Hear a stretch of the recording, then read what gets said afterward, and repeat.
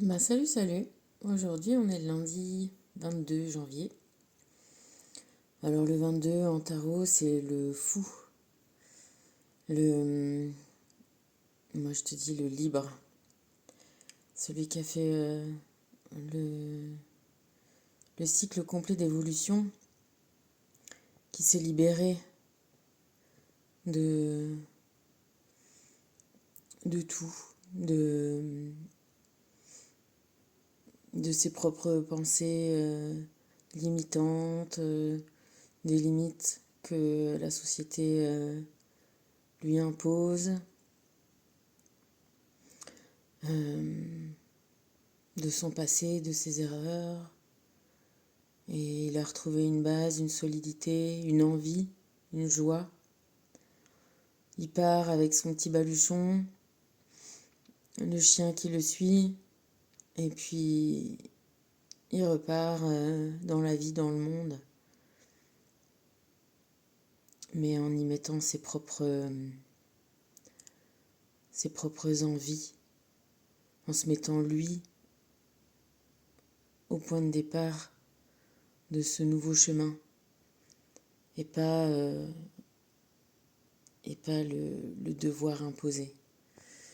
Et justement, donc aujourd'hui, tu sais, on est le jour de la lune, celle qui révèle les choses cachées, qui exerce une attraction forte sur le vivant.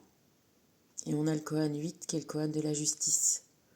Faites ce que vous voulez, mais pas parce que c'est un devoir. Là, ce Koan-là, il te dit que des fois, tu veux des choses qui sont pas de ton envie profonde, mais qui sont des devoirs. Alors tu les veux,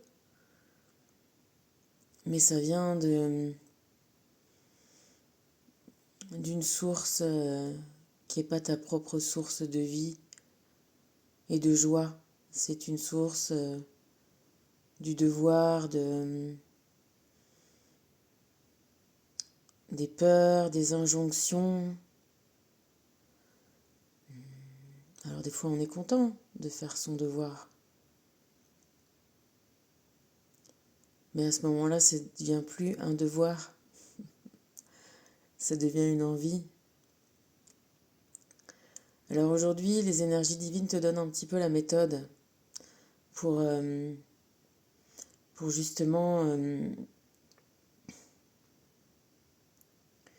éliminer tout ce qui est le devoir en toi, tout ce qui est ce qui t'a été inculqué, tout ce que tu as intégré de peur, d'obligation, et qui rassemblées les unes avec les autres font ce qu'on appelle le devoir. Alors ce devoir-là, tu vois, on va avoir 5 cartes. Fais face à tes adversaires. Réévalue. Fais face à tes addictions. Remédie à tes erreurs et fais ton deuil. Tu vois, cet ensemble de 5 cartes, elle te dit que tout ce qui est tes adversaires, c'est ce qui t'empêche d'être en joie, t'empêche de faire ce qui te plaît, le métier qui te plaît, voir les gens que tu as envie de voir, de te sentir à l'aise avec eux, même s'ils ne sont pas dans tes codes et dans ton milieu. Tu vois, on te dit de revoir les choses avec ton propre regard. Qui est-ce qui te plaît? Qu'est-ce qui te plaît?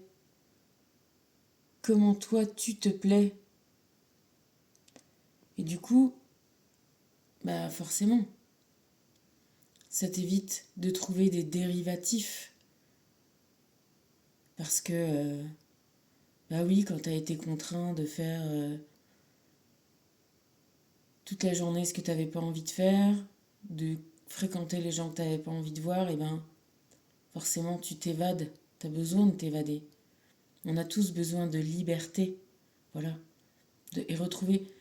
Et parfois, c'est encore une illusion, mais voilà, quand tu te dis que tu as besoin encore d'une illusion, de quelque chose qui te contraint pour te sentir libre, waouh,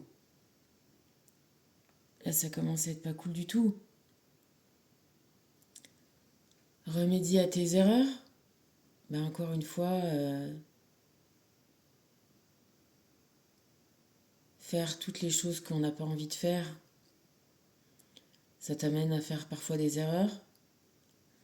Et ces erreurs-là, t'en as, ça va, ça passe, puis t'en as d'autres qui t'empêchent de dormir.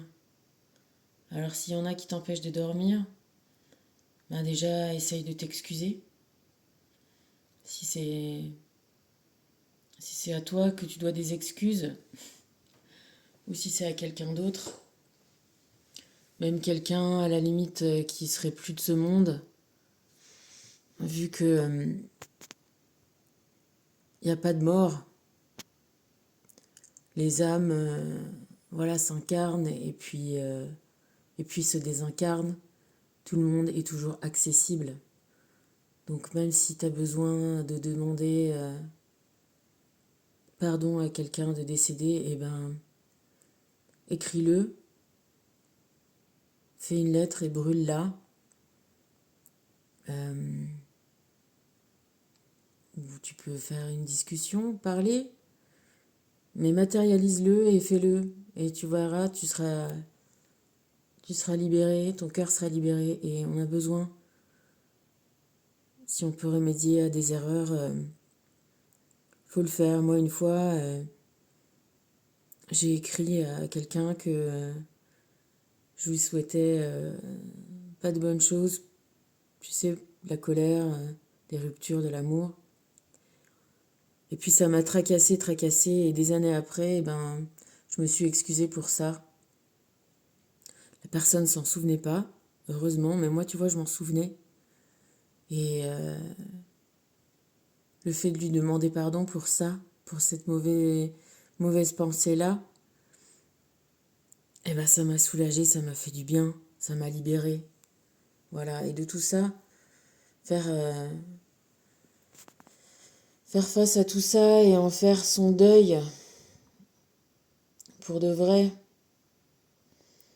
le ritualiser, le modeler, s'excuser, et puis repartir sur du bon pied, sur le pied du fou, sur le pied de celui qui retrouve sa liberté, qui retrouve en lui, eh ben, le socle de ce qu'il a envie de développer, ce qu'on appelle les talents. Alors les talents, tu sais, c'est de la monnaie en fait, c'est de la monnaie en or. Voilà, eh ben, trouve-toi en toi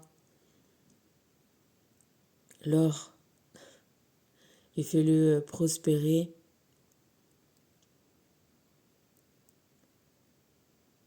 Tu vas voir, ça